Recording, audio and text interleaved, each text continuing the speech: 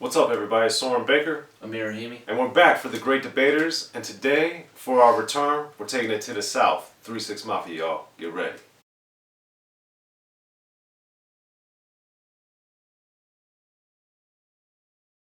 Alright, Amir. So, most people associate me because of my writing with the history of gangster rap as a West Coast rap fan. And I get the sense a lot of times when I meet people, they don't think or know that how much I love all types of rap.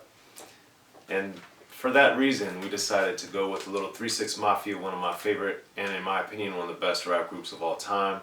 We're going to take it back to the year 2000 with their big song, Sippin On Some Syrup, and pick out the best verse. So, 3-6 Mafia had been around for several years. I'd had the pleasure of going to Memphis in the studio with them when they were doing the Crazy in the Last Days, Tear the Club Up Thugs album. I'd been there while they were recording some of that. I'd hung out with Project Pat separately in Memphis. So I'd spent a lot of time with 3-6 leading up to this album, When the Smoke Clears. And they were becoming one of my favorite crews in rap, and they still are. But when this album came out, I was blown away because 3-6, like the best rap groups and the best rap crews, just got better and better and better in my opinion. The production got better, and then how they used their old songs and recreated them, kind of like how Too Short did, for those that know. 3-6 would revisit their older material and then redo it and make it better as they got better lyricists, as they got better producers, etc. So it was amazing watching their evolution and then hearing Sippin On Some Syrup. And I remember being in Tennessee, in Nashville, hearing it being played in a hotel, walking around, and just being like blown away. And then down the hallway, I ran into Scarface, and I was chopping it up with Scarface, and 3-6 Mafia is playing on the radio. I was just like in a hotel, and I was just like, man, I'm like living the dream, man. Like, I'm in Tennessee, hearing 3-6 Mafia, and then I'm just talking to Scarface randomly in a hotel. It's amazing. It's amazing times. I'm very jealous. Well, it was. I wish you didn't say that. It was amazing, and I took a nice photo with Scarface. Like, shout out. Make sure you watch Unique Access videos where I interview Scarface. We have a lot of great conversations, man, and it's been great knowing him over the years too. But back to the subject at hand. So, Amir, for you, when you were first hearing Sippin On Some Syrup, what were your thoughts? At first, I actually heard the edited version because I watched the music video, and the edited version it's a little different. No justice, I'll tell you that. But the music video is amazing. Yeah. With the girls on the roller skates and the little drinks, and they're eating dinner, or they're eating food together, and just everything going on. And Pimp C with the glasses and the collared shirt with no shirt underneath. It's just like so classic, and Pimp C starts it off. And actually on the album version, we get the intro skit going on with Bun B's talking smack and DJ Paul's talking smack, and it's just, I know you got some words for that intro. It's just awesome setup. That's one of my favorite intros in a rap song, because when I listen to the albums, I listen to them straight through. I don't fast forward, I don't rewind, I don't do anything. And when that came on, because I got the album before it came out, because back then, you know, with journalists and stuff, you would get the album way before it came out. And I did the bio for this album, so I was going to be interviewing them, and they sent me the album, and I would listen to it, and I was just like, this intro is amazing. Like, how did they come up with this? And like, how did they conceptualize all this profanity in such a magnificent way? It was phenomenal, man. I loved it. And then to start off with that incredible beat. Dude. The other thing I think people don't understand or appreciate is how phenomenal DJ Paul and Juicy J are as producers, because their sound, if you go back and listen to the early stuff, the Live Your Rep, Mystic Styles, World Domination, and just hear their growth and elevation and evolution, even the Kazi album, for those that know, even the stuff they did with Gangster Black, you know, it's just so much stuff that they produce that's so not the same And when you start getting into the late 90s, into the early 2000s, their sound just like exploded and just became so phenomenal to where they're producing for like Ludacris. And it's just like, it's so amazing, man. 3-6 Mafia, man. I love those guys. And Gangster Boo, of course. But listening to Pimp C start this verse, I was like, dude, eating so many shrimp, we got iodine poisoning. I was like, who thinks of these things? They need to put that one on a shirt if they haven't already. And even the line before that where he says, I'm trill working the wheel, a pimp, not a simp, got the dope fiends higher than the Goodyear blimp. Oh my god, when you start songs, and you all know I'm a sucker for a strong opening, it doesn't get much better than that. It's just so incredible. And Pimp C's verse is just a big quotable, and he's talking about obviously syrup and the orange and the yellow and just everything in his cup, and it's obviously sad that, you know, certain rappers do this so often, right? And then it ends up, you know, can end up leading to their demise. But this song was so big and so powerful, you know. Well, it's always intriguing to me because, you know, I've never drank, I've never done any drugs, I've never smoked anything.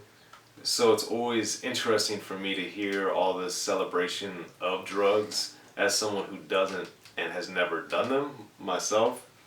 So I look at it just for the wordplay and the imagery and seeing the reaction of people I know that do some or all of these type of drugs.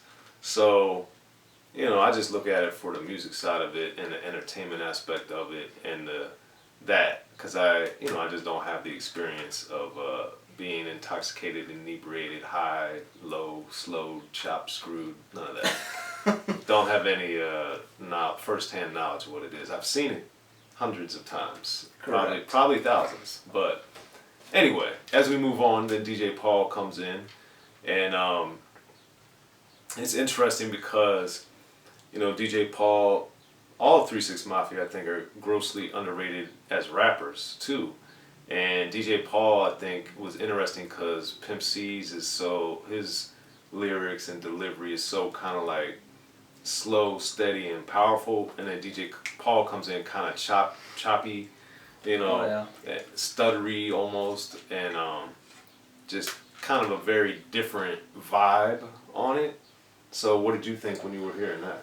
Yeah, no, DJ Paul definitely comes in, and I genuinely like his flow on this one. I think everyone on this song has a different kind of flow, and you can just tell them all apart, all of them. DJ Paul's subject matter is also kind of funny because unlike Pimp C and Juicy J and Bun B on the song, this guy is talking about doing the drugs and then having the girls do the drugs, and she's feeling good, you know, taking two with the mouth and the ass, right? She gets on the X and she's now doing more, and people are coming in threes and deuces. And it's just like, what the hell is this guy saying? Like, this kind of environment that he's describing is so crazy that I feel like if you're just listening to the song, you're not even really paying attention to that part of it, but he's saying what he's saying, and it's just something I can't even imagine, but I'm taking it all in, you know, and it's just so funny. So is she, evidently. And so is she, evident, exactly. So the subject matter and the flow and just everything is so crazy and also different from other people's verses on the song, but it all stays on subject, and I love it. And then we get to the phenomenal chorus from Project Pat, who, while not a member of 3-6 Mafia, of course, is Juicy J's brother and stuff, but Project Pat, gotta shout out the Patter, because, man, I've had so many great experiences with Project Pat, man. He's one of my favorite rappers ever, and also just, he's super hilarious if you guys ever get a chance to actually talk to him, but he's also super gangster, so he has that great dichotomy, and hearing him on this song, man, it was just great because he had the Getty Green album out, but he hadn't exploded as he was about to with Chicken Head the following year, so it was good to see Pat getting a bigger exposure.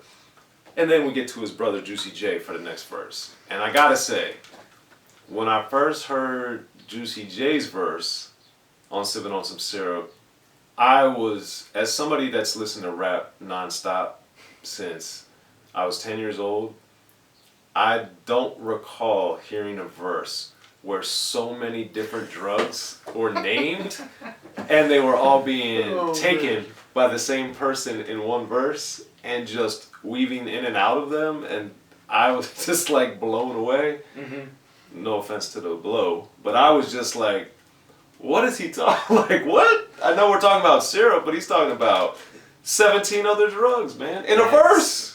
Coke, pound of weed he was chiefing in his younger days. Dude, I was just like, what is going on here? This is like he's got a pharmacy in one verse. Like, what you want, man? Like back in the day when Coming to America, when the dude opens up his jacket, like, what you want? And they're like, Juicy J, got it, man.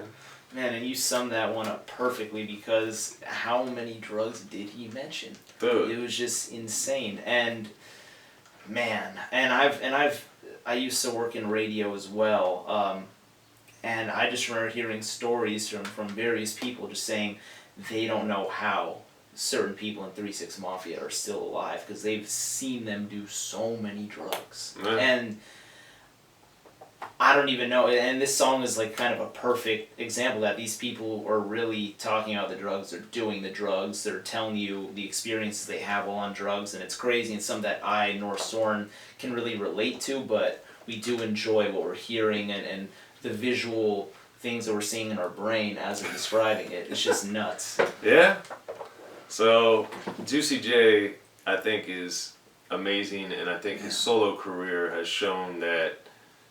Obviously, he had solo career while in 3-6 Mafia, as everyone really did. But, you know, post the 3-6 Mafia, his solo career has shown how phenomenal he is in his own right. And it's always great to hear Juicy J do what he does, because his style and his phraseology, while he doesn't have the most expansive vocabulary as a lot of, in my opinion, great rappers, but what he does, I think, is phenomenal.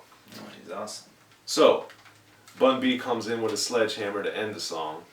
And, you know, Bun B is always intriguing to me, because the first time I met Bun B in Houston, I'll never forget. I was like, man, that guy looks like Bun B, but he's holding the New York Times. And I was like, and we're in Houston, why is... And I was like, wait a minute, that is Bun B, and he is holding the New York Times. Okay, that just threw me off. But shout out to Bun B, one of the most well thought, most intelligent people, period, I've ever met, and it's great.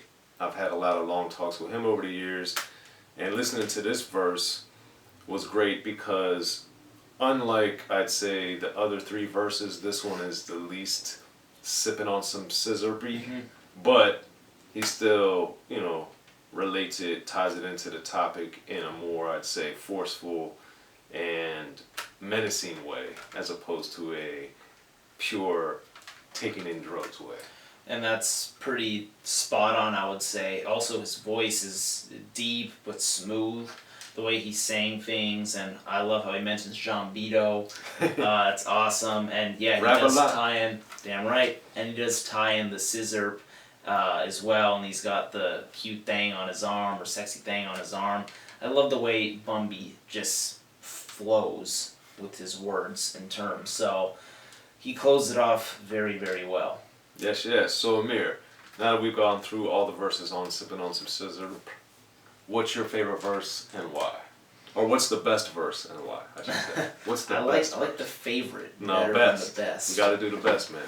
It's all about the best. I'm going Pimp C, man. Okay. I think just starting that song off, starting the song off and end his verse, the quotables he has on that, I can already think of so many shirts that you can make just off those phrases he says, including not only just the vocal performance, but also how he portrays himself in the music video is just stupid dope. Pimp C, he just has charisma when he raps, and I think on this song, I personally believe that it goes even above the DJ Paul, the Bun B, and the Juicy J. Just in my opinion, it resonates with me the most. Okay. Well, I'm gonna disagree, and I'm rolling with Juice, man. I'm rolling with the Juice Man. Juicy J's verse is just astonishing to me, as we were discussing, just the sheer volume of drugs that he wove into his story that he told, and the visuals that he gave Pimp C is my second or my 1A pick. But I just think the visuals that Juicy delivered, the sheer volume of drugs, the way that he, just his persona and his delivery and his style, I think works so well with the song. And I think of the four dudes, I think is the essence of the song.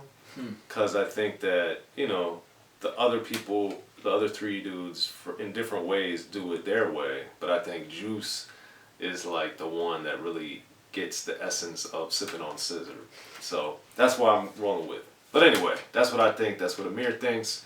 Guys, make sure to like, subscribe, share, and hit us up in the comment section. Let us know what you think. And make sure, if you don't have, or you haven't listened to it in a while, man, when the smoke clears, man, you guys gotta listen to this album. But hit us up, y'all. I'm Soren Baker. Amir, Rahimi. Appreciate it, y'all. The great debaters. Be sure to check out the History of Gangster Rap by Soren Baker. He's official. History of Gangster Rap features exclusive interviews with Ice-T, Snoop Dogg, MC Ren, the D.O.C, and dozens of others. The History of Gangster Rap, a definitive look at how Los Angeles changed rap forever. In Los Angeles, the streets definitely set the tone of the hip-hop music. At 19, I got a $50,000 car. My whole angle always was, I'll be street, but I will always tell you the horrors that go along with this life. There will be penalties and casualties for just wearing the wrong color in somebody's neighborhood. And once gangster rap made it from the streets to the TV, the genre exploded. With Fab 5 on Yo MTV Raps with NWA. Yo MTV, it just catapulted us from being local heroes to national gangbang rappers. The History of Gangster Rap discusses it all from 1980 up till today. It's always gonna be shit happening in the streets. You know what I mean? So it's always gonna be something to talk about. The History of Gangster Rap in stores now.